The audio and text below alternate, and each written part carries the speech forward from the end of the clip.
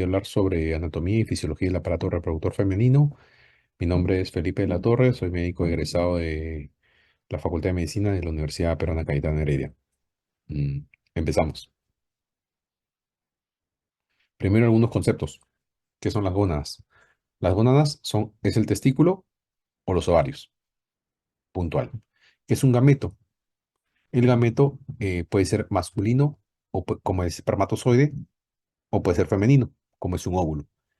Noten que a los gametos les estoy poniendo entre paréntesis n porque tiene la mitad del número de cromosomas que normalmente tenemos. Si nosotros tenemos 46, los gametos, o sea, nosotros seríamos 2n, nuestros gametos serían n porque tienen la mitad del número de cromosomas. Luego, eh, cuando se fecundan, se unen ambos gametos, espermatozoide y el óvulo. Entonces, n más n nos da 2n. Ya. El huevo o cigoto tiene 2n, o sea, tiene 46 cromosomas.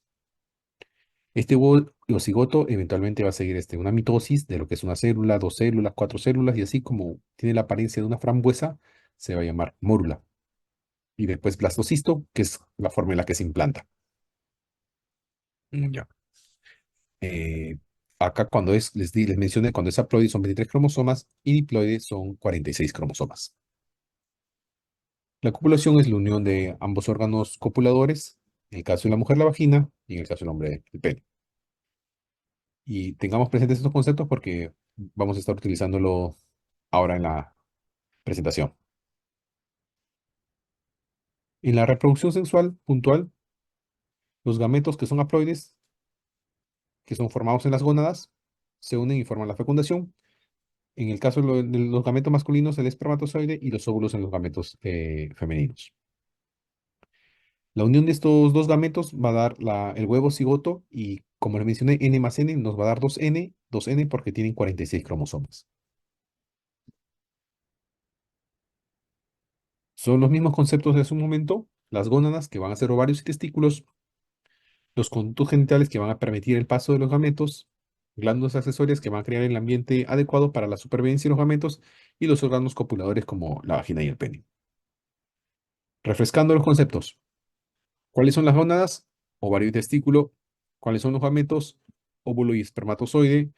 ¿Los gametos son haploides o diploides? Son haploides, solamente tienen N, la mitad de cromosomas, es decir, 23 cromosomas. La unión de ambos gametos recibe el nombre de fecundación, el proceso. La unión de los órganos copuladores se llama copulación y la primera célula del nuevo ser es el huevo o cigoto, que viene a ser 2N, es decir, 46 cromosomas.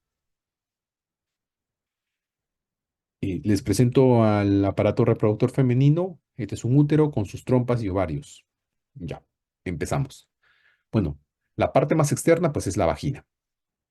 Ya. De esta vagina se va a continuar hacia el cuello del útero, pero la transición va a ser mediante un cuello uterino, que también se conoce como cervix uterino. Va a haber un orificio cervical externo y un orificio cervical interno. Y la unión entre ambos orificios del conducto se llama conducto endocervical. De ahí se va a continuar con el útero.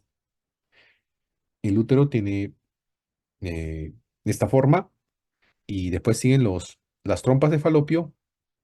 En la parte más distal de las trompas están las fimbrias que van a ayudar a captar el óvulo se ovula y luego siguen los ovarios, que es donde el óvulo se va a desarrollar. El útero tiene capas, endometrio y miometrio. Ya. Y así ves, también tiene partes como el fondo y el cuerpo. Las partes de las trompas de falopio son istmo y ampolla. Acá les presento un corte coronal de las trompas de falopio en donde se puede evidenciar, se puede observar, apreciar la vagina, el orificio cervical externo, el conducto endocervical, el orificio cervical interno, el útero, se ve el endometrio, también se puede apreciar la parte del miometrio. Miometrio es tejido muscular básicamente, la trompa de falopio, las fimbrias que están muy cerca a lo que son los ovarios. Lo mismo, y este es un corte, bueno, esto no es un corte, es una vista lateral. El aparato reproductor femenino. Vamos a hablar ahora sobre los ovarios. En los ovarios se forman los óvulos y de hecho los óvulos tiene un proceso de maduración. Y en este proceso de maduración básicamente es para que se prepare para la fecundación. O sea, un óvulo no nace siendo un óvulo maduro, sino va madurando. Este ovario secreta estrógenos y progesterona. Está formado en su corteza por folículos y también tiene una médula. Las trompas de falopio son los conductos musculares que conectan los ovarios y el útero. Tienen una longitud de 10 a 12 centímetros y un diámetro de 2 a 4 milímetros. Uno de sus extremos se dilata y rodea el ovario, y ese es el infundíbulo. Internamente está cubierto por una mucosa que tiene pliegues en donde se encuentran cilios que van a ayudar a la movilización del ovocito para una posterior implantación en el endometrio que queda en el útero. La capa media está constituida por músculo liso. Tienen una serosa, también las trompas de falopio. Bueno, esta imagen ahorita lo vamos a tocar. Es un cuerpo albicans que es con un óvulo que ya maduró y no ha sido fecundado, pero ahora lo vamos a tocar. El útero es un órgano muscular hueco que tiene forma de pera que se apoya sobre la vejiga urinaria por delante y el recto por detrás. Está situado entre la vagina y las trompas de falopio. Su función es alojar al embrión durante la gestación. Tiene las partes del cuerpo uterino y el fondo. También tiene un cuello o cervix uterino. Y sus capas son serosa, miometrio y endometrio, o desde afuera hacia la parte medial. Serosa, miometrio y endometrio. Este es un corte sagital en donde podemos apreciar el aparato reproductor femenino. Bueno, esto vendría a ser la vejiga, la uretra femenina. Luego acá tenemos la vagina que está posterior a la vejiga y luego sigue, bueno, el orificio cervical interno, orificio cervical externo, luego el orificio cervical interno y se aprecia el útero que está en versión anterior, anteverso flexo, se llama. Posterior al útero tenemos al parte del colon que ya viene a ser recto, sigmoides. Para mostrarles algunas patologías que puede tener en el endometrio, el ovario y también el útero. Por ejemplo, acá cuando progresa más las capas musculares que son del miometrio, la enfermedad se llama miomatosis.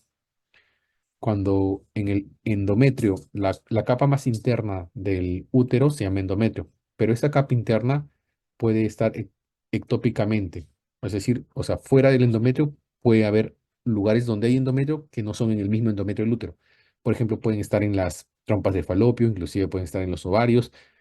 Hay casos tan raros que hay tejido endometrial fuera del aparato reproductor femenino. También puede haber neoplasias malignas en, en el aparato reproductor femenino. Ya. Eh, para que sepan, al útero, cuando se retira, se le llama histerectomía. De acuerdo si se retira con ovarios, sin ovarios, se puede llamar sin ovarios histerectomía parcial. Si es con todo y ovarios, histerectomía total. Y con todo y ovarios y ligamentos que soportan, es la histerectomía radical. Cuando solo retiran los ovarios, le llaman oferectomía. Si hay necesidad de retirar las trompas de falopio, al procedimiento se llama salpingectomía. Por ejemplo, lo usual es que en el útero el embrión se aloje en el endometrio. Pero ¿qué sucede cuando el embrión no se aloja en el endometrio y se aloja en otras partes? Pues se puede llamar, por ejemplo, acá se aloja en la trompa, un embarazo ectópico. Cuando se inflama la trompa, salpingitis. Puede ser tan severo como un hidrosalpinx y bueno, son algunas patologías que hay en el útero. Ya. Hablando propiamente del útero, les mencioné que tenía una capa que es endometrio y una capa que es la miometrial. El endometrio es la capa que en cada ciclo uterino se desprende y clínicamente se evidencia como un sangrado. Es lo que coloquialmente se conoce como la regla o menstruación. Y eso es del endometrio, básicamente. El miometrio, pues, no se desprende. El miometrio es la capa muscular. Hablando propiamente del endometrio, vamos a tener dos capas, la capa funcional y la capa basal. Dentro de la capa funcional vamos a tener varias arterias y venas que son las que van a nutrir al endometrio. Y, y esto tiene una razón de que sea muy vascularizado. O sea, ¿por qué querríamos que esté muy vascularizado el endometrio? Pues tengamos en cuenta que el endometrio es quien va a alojar al huevo cigoto que eventualmente será el feto. eh, entonces tiene que tener mucha irrigación para eventualmente formarse en otras estructuras como placenta y poder contribuir al flujo sanguíneo y seguir la irrigación correspondiente al feto. Ya, vamos a hablar ahora del ciclo menstrual. De hecho, mire, el endometrio tiene un grosor. Primero vamos a hacerlo de una forma muy sencilla. El endometrio tiene un grosor. Les dije que el endometrio es la capa que se desprende durante la menstruación. Obviamente, durante la menstruación, esta capa al desprenderse, pues en grosor va a disminuir. Y esto se evidencia en este esquema. Luego sigue una etapa folicular, en donde en esta fase folicular, o también llamada proliferativa, va a aumentar el grosor endometrial. En grosor crece más. En cambio, en la fase lútea, que se divide en una fase secretoria y en una fase premenstrual, noten que la vascularización aumenta. ¿Y por qué aumenta la vascularización? Porque se está, como les mencioné, está preparándose para alojar al posible huevo cigoto que tenga que implantarse en este lugar. Noten que justo esta fase lútea se produce después de la ovulación. Entonces tenemos una fase folicular en donde el endometrio empieza a ganar grosor y una fase lútea en donde estos vasos endometriales toman mayor importancia. ¿Por qué? Para poder brindar flujo al posible huevo cigoto que se implante. La ovulación que está marcada acá, es un proceso en donde el óvulo es liberado desde el ovario y posteriormente va a viajar por las trompas de falopio y eventualmente llegar al endometrio del útero. Ya, continuamos. En paralelo a que estos cambios en la capa endometrial se da, esto está coordinado con el ovario. El ovario también tiene que hacer una serie de procesos para que esté coordinado. De hecho, sería una total desorganización que el óvulo llegue en una fase folicular al endometrio, cuando debería llegar en una fase lútea, donde ya está mejor. Acá les voy explicando. En la menstruación, primero tenemos un folículo primario que se va desarrollando, se va a llamar folículo secundario. Ese folículo secundario eventualmente en la fase folicular va a aumentar de tamaño y vamos a tener al folículo terciario y eventualmente un folículo maduro. Ya. Cuando se da la ovulación, este folículo libera el óvulo y este óvulo es el que eventualmente va a viajar, o sea, va a ser captado por las fimbrias, va a viajar por las trompas de falopio y sobre el objetivo es que sea fecundado y se anide en el endometrio del útero. Noten que una vez que así se ha dado la ovulación, ya, el óvulo salió. ¿Pero qué fue este folículo? Miren, si este folículo eventualmente se va a llamar cuerpo lúteo, es un folículo sin óvulo. Cuerpo lúteo, luego eh, cuerpo albicans o cuerpo amarillo también le dicen. Eventualmente este folículo que se llama cuerpo, ya sin óvulo, que se llama cuerpo lúteo y posteriormente cuerpo albicans, va a degenerar si es que no se da la menstruación. Ya, y ahora vamos a ver las hormonas. Miren, es muy importante que noten que para que se dé este proceso de ovulación en el que el folículo libera el ovario, noten que es necesario, es necesario y sí o sí se tiene que dar para que se dé la ovulación, que tiene que haber pico de esta hormona, de la que es de color rojo, y esa es la hormona LH. Dirán, doctor, también se eleva esta de acá, en verde. La FSH, sí, pero es requisito para que se dé la ovulación, el pico de LH. Si no hay ese pico de LH, no se va a dar la ovulación. Eso es uno. La FSH tiene un piquito, sí, pero no es necesario para que se dé no es tan importante como la LH para que se dé la ovulación. Noten también que el estrógeno aumenta conforme se da la ovulación y después va bajando. Por ahí tiene otro piquito y luego va bajando. Ahora, es importante que noten que la hormona que se llama progesterona, que si pro significa a favor de gesterona, gestación, o sea, embarazo. La progesterona es una hormona que es a favor del embarazo. Y si se acuerdan, les comenté que en la fase lútea el endometrio, ¿cómo estaba? Estaba engrosado. ¿Y por qué está engrosado? Porque está preparándose para, para anidar a un posible huevo cigoto. Eh, entonces, ¿cómo esperaremos que esté la progesterona cuando en la fase lútea, donde el endometrio está grueso, justamente está alta? Y justamente la progesterona está alta, ¿por qué? Porque hace ese efecto en el endometrio, que el endometrio se engruese, que esos vasos espirales que están en el endometrio sean de mayor calibre. Continuamos. Vamos, ya hemos hablado del ovario, trompas, útero y vamos a continuar con la vagina. Es el aparato copulador femenino, mide de 8 a 11 centímetros de largo, es un epitelio escamoso. Por ahí es donde, luego de la capa endometrial, luego de ser desprendida, la capa endometrial del útero, ser desprendida en una menstruación, pues va a pasar por ahí, sirve para el coito y por ahí van a pasar los espermatozoides. También por ahí, cuando una mujer va a dar parto, por la vagina es que el feto va a pasar. Miren, noten que del útero a la vagina hay una estrechez que es el cérvix del útero, el cérvix uterino, cuello uterino. Cuando la mujer está por dar, la mujer gestante está por dar parto, el grosor de este cuello uterino, el grosor disminuye y se empieza a dilatar. La dilatación del cuello uterino es los dolores que se dan durante el parto, además de las contracciones. Hay procedimientos que se hacen en el cuello uterino. Por ejemplo, la toma del famoso PAP cervical o papá Nicolau. ¿En qué consiste? El ginecólogo los tetra les ponen un cepillo y mediante ese cepillo raspan el cérvix. Una vez que han raspado el cérvix, lo mandan, lo ponen en una lámina y esta lámina es leída en un microscopio. Y de acuerdo al tipo de células que se encuentran, de tejido que se encuentran, es que si se determina si es que hay o no hay riesgo de una determinada neoplasia. Ya. ¿Qué otro procedimiento también se hace? Pues ponen un espéculo en la cavidad vaginal y mediante un colposcopio que emite una luz, van examinando si hay posibles lesiones que puedan ser biopsiables para que se determine una u otra patología. Básicamente es para descartar neoplasia de cervix, que es una de las neoplasias más frecuentes en las mujeres, por lo general menores de 40 a 45 años.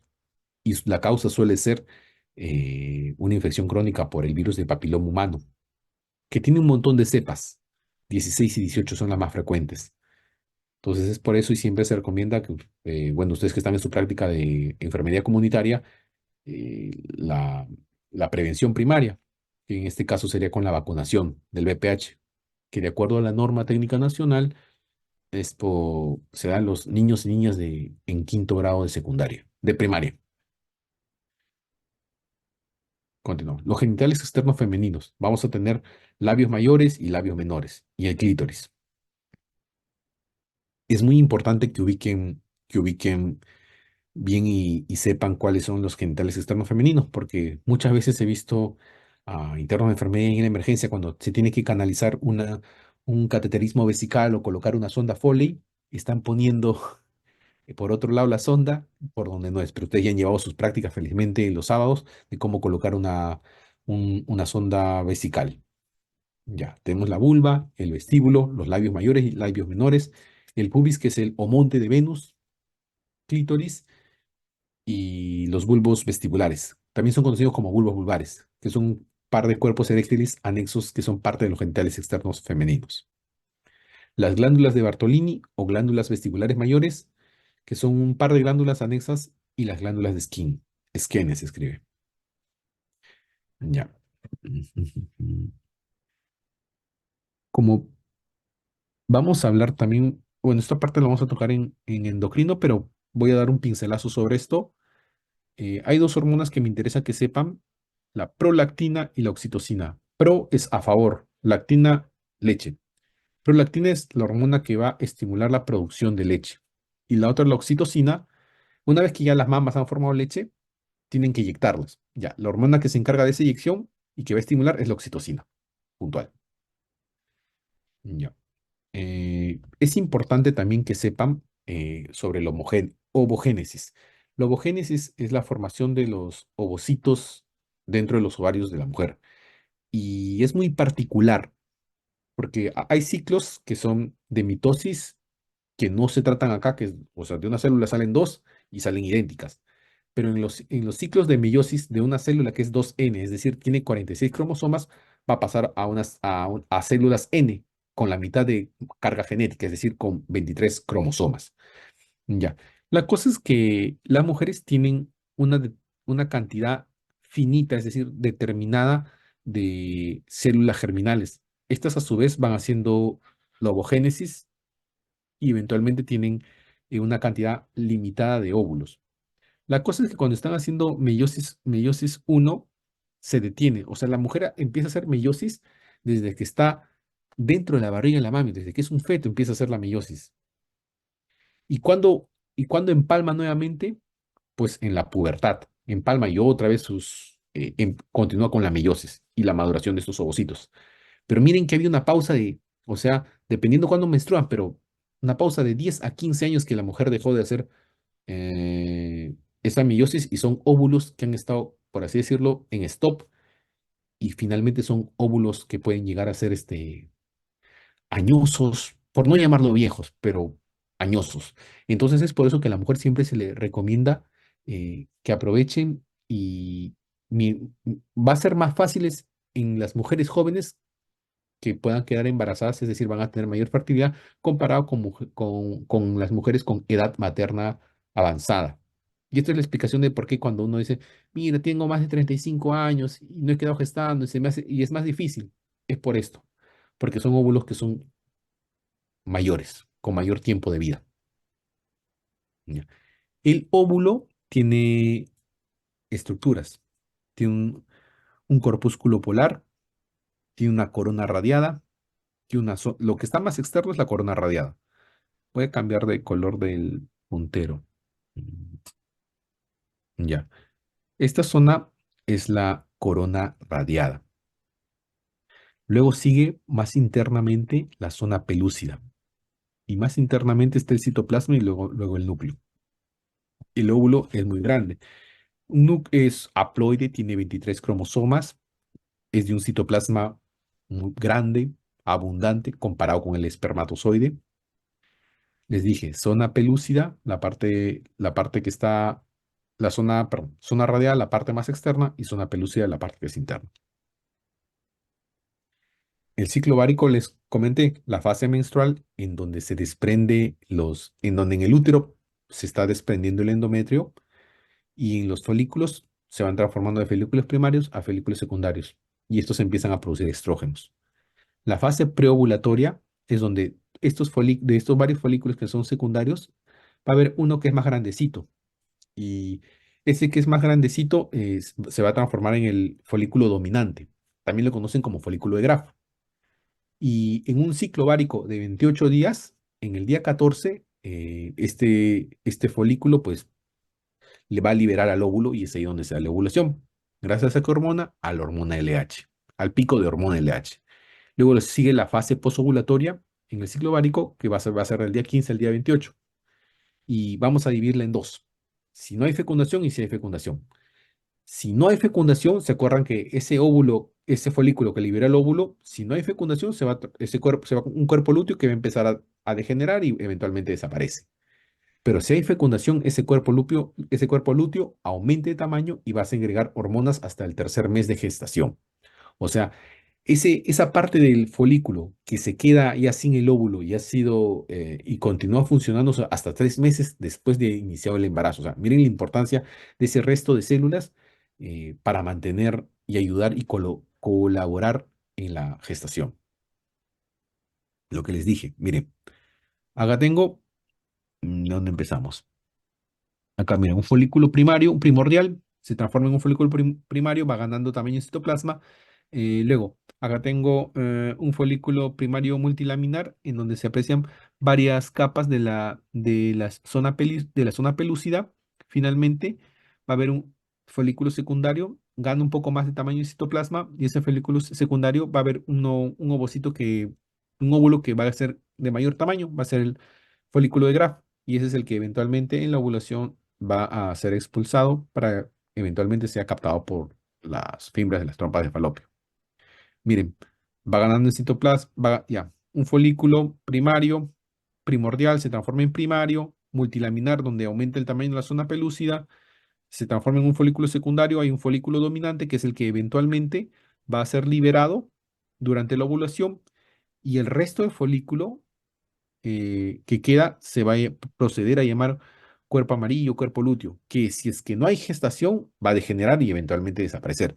Pero si se da la gestación, este cuerpo amarillo, cuerpo lúteo, va a perdurar por 3 meses porque va a colaborar con la parte hormonal de la gestación. Acá otro esquema, miren. Tengo un folículo primordial que va a ser un folículo primario, eventualmente se convierte en un folículo secundario. Este folículo secundario van a ver que el óvulo va ganando tamaño a expensas del citoplasma. Tengo el folículo de Graf, que es el que más, el de mayor tamaño, se libera gracias al pico de LH. Noten acá las fimbrias como lo están esperando para ser captadas así como dedos. Justamente por eso se llaman fimbrias. Y captan al óvulo, ya. Pero esto que queda se llama cuerpo lúteo, que eventualmente si degenera se va a llamar cuerpo albicans su cuerpo amarillo. Pero si se da la gestación no va a degenerar y va a perdurar por 3 meses hasta el mes 3 de la gestación, colaborando con las partes hormonales. Acá, este gráfico me gusta mucho porque integra todo lo que pasa en el eje hipofisario gonadal. Integra la parte del LH, FSH, que son hormonas que secreta el hipotálamo anterior. Ya lo vamos a ver en la parte endocrino, porque el hipotálamo posterior secreta otras hormonas. También integra lo que sucede en el ovario, el ciclo ovárico que hemos conversado. También las hormonas que secretan en el ciclo ovárico, el estrógeno y la progesterona, y lo que sucede en el endometrio. Ya, y vamos por partes. Ya, para no, no, para que no se confundan, empezamos. Ya miren, acá está la ovulación. Les dije que cuando hay ovulación, el pico tiene que ser de LH. Miren, se da el pico de LH, se da la ovulación, puntual. Ya. ¿Qué otra cosita? Noten que en el ciclo ovárico, la primera parte, ¿quién es el protagonista? ¿El óvulo o el folículo? Obviamente es el folículo. Y la primera parte se va a llamar fase folicular, porque el folículo es el protagonista. Y la segunda parte del ciclo ovárico, ya que el folículo no es el protagonista, sino el cuerpo lúteo, entonces se llama fase lútea, puntual, no se pueden confundir. Fase folicular en la primera parte, en los primeros 14 días, porque el folículo es quien es el protagonista, y luego cuando el folículo libera el óvulo, que el cuerpo lúteo, que eventualmente degenerará o se mantendrá de acuerdo a si es que no hay o hay gestación. Y como el cuerpo lúteo es el protagonista, la segunda parte del ciclo ovárico se va a llamar fase lútea, puntual. Para que se dé la ovulación, tiene que haber un pico de LH. Ya. Quienes secretan LH y FSH van a secretar la hipófisis anterior o adenohipófisis. Ya. Ahora miren, dos cositas. Saltémonos acá al ciclo menstrual, que es la parte del endometrio. En el día cero se da la menstruación y obviamente va a tener que disminuir el grosor endometrial. Usualmente, lo usual es que una menstruación dure 3, 5 hasta 4 días. 3, 4, máximo 5 días. Ya, disminuye el grosor endometrial porque se dio la menstruación, ha disminuido porque el endometrio se ha desprendido. Una vez que el endometrio se ha desprendido, pues va a empezar a engrosar, engrosar, crecer y engrosa. Noten que en esta fase proliferativa hay grosor endometrial. Pero ¿cómo están los vasos? ¿Los vasos endometriales están muy desarrollados? No, están apenas. En cambio, miren, en esta fase que ya se llama secretora, ya hay grosor, mayor calibre de estos vasos sanguíneos. Ya. Justamente en esta fase secretora es donde el endometrio está más grueso y está mejor preparado para albergar a una posible gestación. Noten qué hormona está tomando la posta, está tomando el mayor protagonismo, la que está a favor de la gestación, y esa se llama progesterona. En cambio, en la primera parte, que es en la fase folicular, ¿quién está tomando la puesta? ¿Quién es el protagonista? El estrógeno. ¿Quién secreta el estrógeno? El cuerpo, el folículo. Y la progesterona y estrógeno ya es lo que va a quedar acá en la fase lútea. Noten que la fase folicular tiene una fase menstrual y una fase proliferativa. Y la fase lútea va a equiparar a decir fase secretora. Fase lútea va a ser en el ovario y va a coincidir con la fase secretora. Luego, acá hay una cosita que me gustaría aclarar. De hecho, no, en las mujeres que son regulares en sus ciclos menstruales, hay mujeres que pueden ser regulares, no sé, me dicen, a mí me da, por ejemplo, la menstruación cada 25 días. Otra paciente puede decir, a mí me da cada 28 días, otra cada 30 días. ¿Cómo sé cuándo tengo la ovulación? Porque finalmente, en la ovulación, en donde, valga redundancia, se libera el óvulo, son los días más fértiles, ya que tu óvulo se ha liberado y tu óvulo ya es captado por la fimbria, y como es captado por la fimbria, eventualmente, si es que hay relaciones sexuales, pues un espermatozoide eh, puede fecundar ese óvulo. Entonces, tus días más fértiles van a ser, en un ciclo de 28 días, van a ser pegados al día 14. Ya. Ahora, les explico. En aquellas que tienen menstruaciones de 30 días o menstruaciones regulares de 30 cada 30 días, otros de cada 35 días, a su último día le restan 14 días. Por ejemplo, si son de 30 días, le restan 14. Y en su día 16, o sea, 30 menos 14 viene a ser 16. ¿Qué quiere decir? Si son regulares y siempre les viene cada 30 días la menstruación, su ovulación sería en el día 16.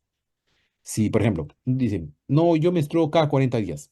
Ah, ya, mira, menstruo cada 40 días la paciente. Quiere saber cuándo es su ovulación. Entonces, al día 40 le restan 16. Eso sería 24. El día 24 sería su ovulación.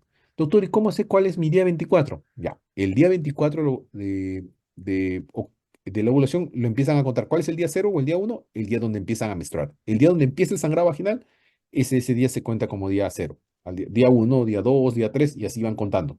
El día 14.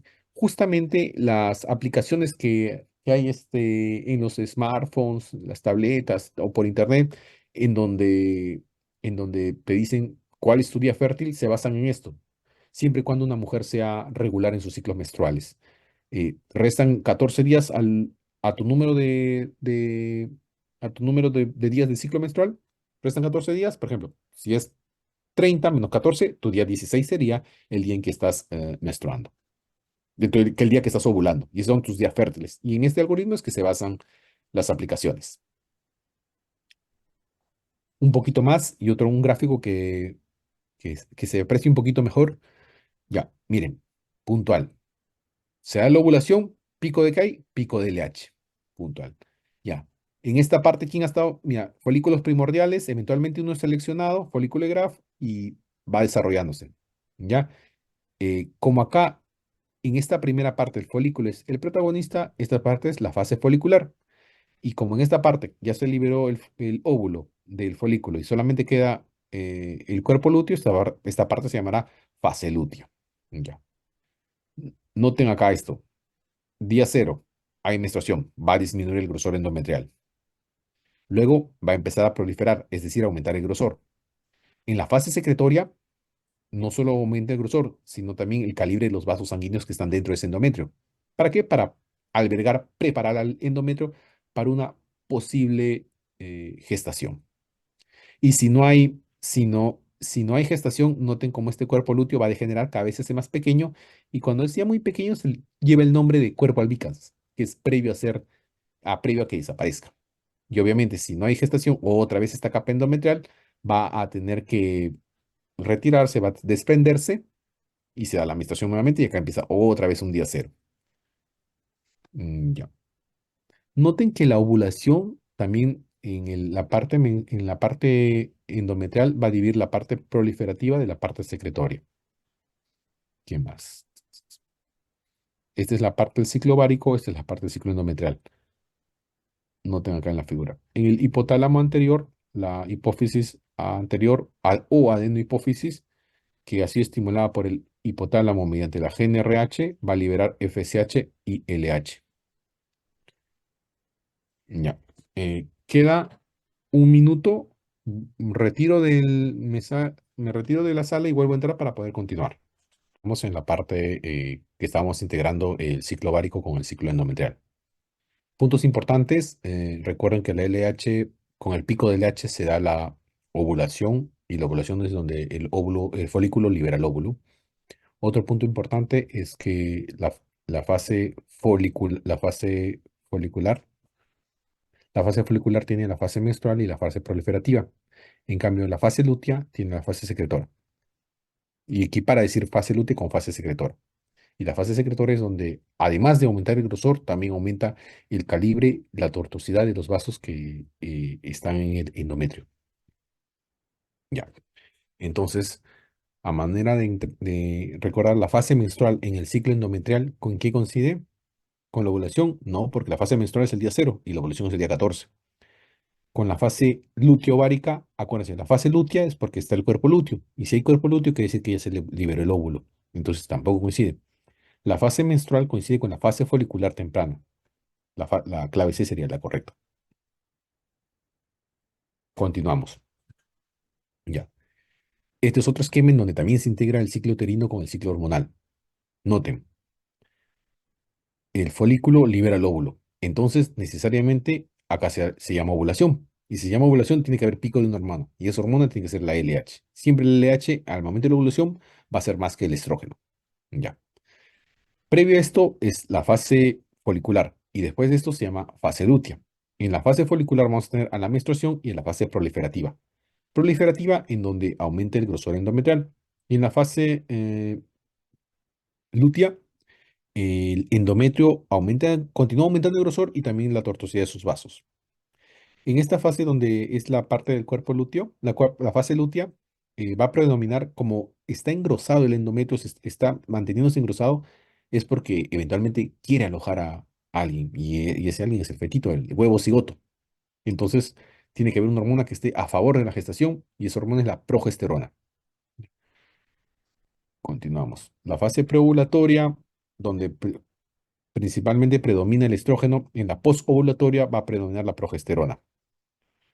Y si no hay fecundación, se va a dar una nueva menstruación. O sea, esta capa que está acá gruesita, esta capa endometrial, eventualmente, si es que no hay fecundación, otra vez se va a desprender y es donde clínicamente se va a evidenciar una menstruación y empezaríamos otra vez el día 0, día 1 del ciclo menstrual. Ya. Habíamos estado hablando de la parte ovárica, del ciclo ovárico, del ciclo endometrial, pero ¿quién comanda todo esto? Ya, y todo comanda desde arriba. Siempre para todos los que son en la mayoría de ejes hormonales, vamos a tener que en la cabeza tenemos al hipotálamo, o sea, acá en la parte más arriba, hipotálamo. El hipotálamo siempre le va a mandar a la hipófisis y del hipófisis a su, eh, al ovario. El hipotálamo que va a generar, va a liberar una hormona que se llama GnRH. Este GnRH va a estimular a la hipófisis para que libere las hormonas FSH y LH. Comento que el hipotálamo no solo libera GnRH, libera un montón de hormonas, pero para el tema del ciclo ovárico, lo que nos importa es el GnRH porque va a estimular la hipófisis. A su vez, la hipófisis también tiene un montón de hormonas, pero las hormonas que entran a tallar en el ciclo ovárico son FSH y LH. Entonces, repito, el hipotálamo libera GnRH que estimula la hipófisis. A su vez, la hipófisis va a liberar FSH y LH que va a estimular el ovario. Y el ovario va a producir estrógenos y progesterona. Y esto finalmente va a actuar en el órgano blanco que viene a ser el endometrio. Ya. De hecho, hay algo que se conoce como feedback negativo o retroalimentación negativa. De hecho, cuando ya hay mucho estrógeno y progesterona, en azulito es algo que inhibe y en rojito he puesto lo que estimula. Cuando hay mucho estrógeno y progesterona, el ovario va a decir, oye, mira, hipotálamo, tengo mucho estrógeno y tengo mucha progesterona. Deja de estimularme, pues, porque ya tengo mucho. Entonces le va a hacer una retroalimentación negativa. O sea, le va a decir, ya no sigas estimulándome. Eso sí, también se conoce en inglés como feedback negativo. Ya. ¿Qué más?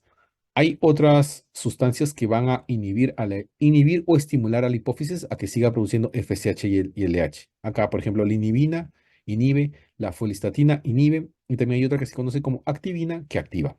Ya, eso. Un ratito. ¿Logran ver mi pantalla? Se ha movido. Ya, ya, miren. ¿Quiénes estimulan al ovario? Inhiben, perdón, la prolactina, endorfinas y la hormona corticotropa. Ya. Luego, con respecto al eje hipotálamo hipofisario ovárico, es correcto afirmar que la FSH estimula el desarrollo folicular, verdadero, porque justamente se llama hormona folículo estimulante.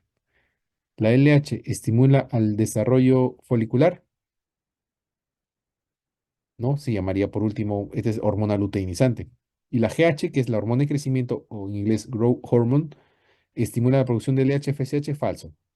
La que sería verdadero sería que la FSH, que es la hormona folículo estimulante, estimula el desarrollo folicular. Y esa sería la clave. Les estuve hablando hace un momento de la ovogénesis y cómo se da la meiosis, y acá comparando lo que es ovogénesis con espermatogénesis. Miren, en el hombre la espermatogénesis va a continuar dándose independientemente de la edad y va a tener espermatozoides que son nuevos, recién fabricados, por así llamarlo. En cambio, en la ovogénesis entra en una meiosis de forma muy temprana. Entra desde que la mujer está como feto dentro de la barriga de la mami. Entonces, son ovocitos que esperan mucho tiempo para realizar su trabajo. Entonces, son ovocitos que de por sí ya llegan con mucho tiempo y se pueden considerar hacer ovocitos ya muy maduros, viejitos. Entonces, cuando una mujer tiene dificultades para quedar embarazada y es ya mayor, esta es la causa, justamente que ya sus ovocitos sus óvulos ya son muy maduros y es difícil que cumplan la función en comparación con un ovocito que es más joven. Otra, ¿en qué etapa del ciclo sexual femenino se forman los ovocitos primarios? Al inicio de cada ciclo menstrual, durante el desarrollo embrionario y a pocos meses del nacimiento. Es durante el desarrollo embrionario. De ahí se forman los ovocitos primarios. Ojo, no confundan ovocito primario con folículo primario o folículo secundario. Una vez que se ha dado bueno, vamos a hablar acá, miren, integrando el esquema. Tengo un folículo que está en pleno desarrollo, o hay un folículo de Graf, que es el que va a liberar al óvulo. Este óvulo se libera y miren, eh, es captado por las fimbrias. Las fimbrias que captan un ovocito secundario. Este ovocito secundario va a viajar a través de la trompa de falopio con el objetivo de llegar al endometrio, o sea, en este sentido, así como estoy relatándolo, ya. Y la fertilización se puede dar temprano, tan temprano como en el día cero. Y una vez que o sea, en el espermatozoide es número haploide, o sea, es N y el óvulo es haploide. Un N más N nos va a dar 2N, y eso va a ser el huevo y cigoto. El huevo cigoto va a entrar en mitosis y eventualmente, de tanto dividirse, pues va a aparecer una frambuesa, una mora, y por eso tiene el aspecto de mórula. Entonces, va la pregunta: ¿en qué día se puede dar la fertilización? Tan temprano como un día cero. ¿Y en qué día se forma la mórula? Día 4. Pero ojo, la mórula es por fuera, así parece una mora. Hay una parte en donde la mórula continúa dividiéndose, pero lleva un espacio a modo de citoplasma, porque no viene a ser, no viene a ser dentro de una célula, a modo de citoplasma, un huequito. Y eso se va a llamar blastocisto. Ya. Quien se implanta es el blastocisto. La mórula se da mientras se dan las mitosis, pero quien se implanta, quien hace o sea, son sinónimos. Implantación y anidación son sinónimos. Y quien se implanta y se anida, valga la redundancia, en el endometrio, es el blastocisto. Y así se da la implantación. Miren cómo se da una invasión de parte de este blastocisto hacia la capa endometrial. Noten esto. No llega al miometro, solamente es en la capa endometrial. Repito, día cero se da la fertilización, día 4 ya está en mórula, día 5 ya está en blastocisto, día 6 a 10 ya se da la implantación. Acá puede que estos días sean más o menos uno, cambien con respecto a la bibliografía que pueden revisar, pero déjenme decirle que esta imagen la he sacado de una literatura americana del año 2023 y de hecho está actualizada y son buenos puntos de referencia. Ya. Acá lo mismo, chicos. Acá quería hacer el hincapié, miren, una vez que el ovario, en el folículo del ovario libera el óvulo, viaja, viaja, se fecunda. Miren, antes de las 30 horas ya está fecundado. O sea, guarda relación con el gráfico anterior. Empieza la mitosis. De tanto multiplicarse, y aparece una mora, y por eso se llama mórula. Pero la mórula no es quien se implanta, no es quien se anida. Quien se implanta y se anida es el blastocisto. Noten que el blastocisto tiene un huequito adentro y eso le va a diferenciar de la mórula. Aparte de eso, tiene unas capas que van a ser las capas germinales que van a dar a los órganos y sistemas, pero, pero noten que es más hueco comparado con la mórula. Y el blastocisto es quien se anida, se implanta, quien invade al endometrio. Y estas son las capas que le decía que tiene la mórula, perdón, el blastocisto, mesodermo, ectodermo, endodermo.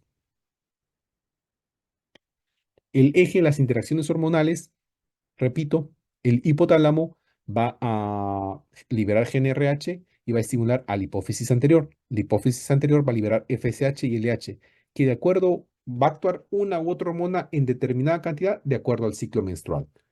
Ya. ¿Para qué? Para estimular el ovario, para que eventualmente se dé la ovulación y obviamente el ovario ya va a liberar lo que es estrógeno y progesterona para estimular al endometrio.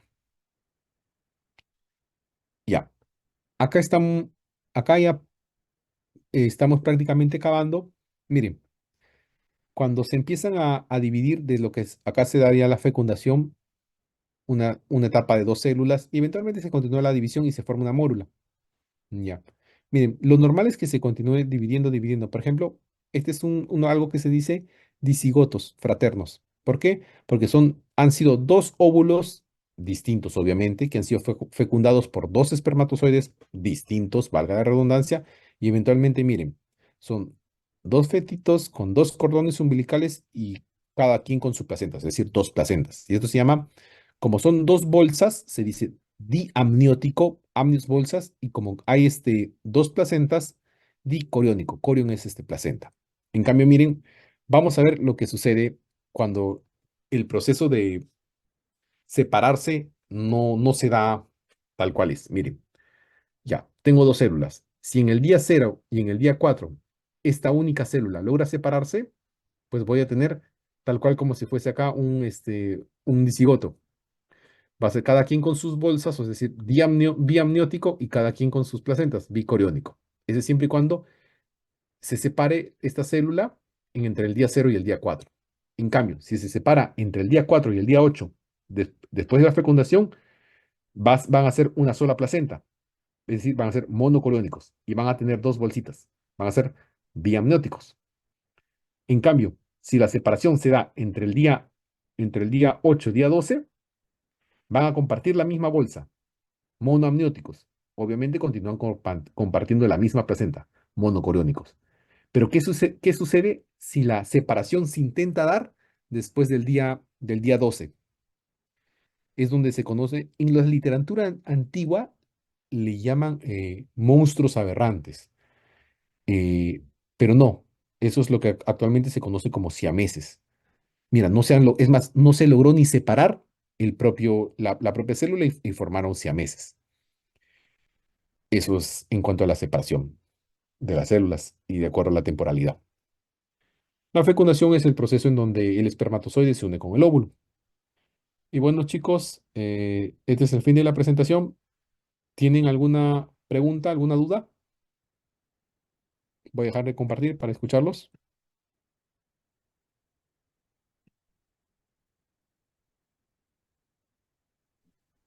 Sí, profesor, buenas noches. ¿Qué tal? Este, cuando digamos que una persona ya tiene 2 meses sin su ciclo menstrual, es, ya se puede deducir que está fecundado su óvulo, o sea, se encuentran en un estado de embarazo. Ah, mira, para esto vamos a tener o sea, hay patologías que puede que hagan que no menstrue, que la paciente no menstrue y no necesariamente está embarazada. De hecho, lo más frecuente es que esté embarazada. Ujú, ujú, Pero, por ejemplo, hay alguien que sufre de síndrome de ovario poliquístico en las cuales en estas hormonas que estaba hablando hay una alteración total y obviamente como que eh, al no haber coordinación, o sea, desde el hipotálamo no le manda bien a la hipófisis la señal, la hipófisis a su vez no le manda bien ujú, la señal al ovario y a su vez, como todo está descoordinado, el ovario tampoco le dice bien las cosas al endometrio. Entonces es una ujú. total descoordinación y puede que no menstrues por eso. De hecho, esa es una causa también frecuente de amenorrea. Amenorrea es el término que se da cuando hay ausencia de la menstruación. Estamos hablando de amenorreas secundarias en pacientes que previamente han menstruado, porque también hay un concepto de Ujú, amenorrea primaria. ¿Y qué quiere decir eso? Eh, que una paciente nunca ha menstruado, por ejemplo, tiene 18 años y nunca ha menstruado. ¿Qué causas puede ser? Por ejemplo, hay, hay una estructura que se llama himen. El himen, imaginemos que varía un montón de mujer a mujer. Hay ímenes que tienen varios huequitos, himen perforado, hay ímenes que son como una bolsita que no tienen ni un huequito. Entonces, si ese himen está completamente cerrado, obviamente como que se va a estancar un montón la sangre y por más que menstrue, no va a salir hacia el exterior. A la paciente le va a dar ujú. los cólicos menstruales eh, seguidos, todo, pero si el himen está imperforado, no va a haber esa expresión clínica de sangrado vaginal. ¿Por qué? Porque ese himen lo está conteniendo. Esas son amenorreas primarias, que son causas en pacientes que nunca han menstruado.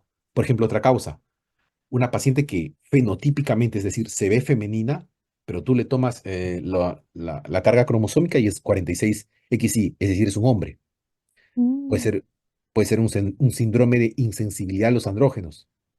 Y así hay un montón de, de patologías que pueden dar, pero lo más frecuente en ausencia de menstruación es embarazo. De hecho, ya a partir del mes, podría usarse una hormona que se llama beta-HCG para confirmar el embarazo o mediante una ecografía también. Ah, ya, está bien. Muchísimas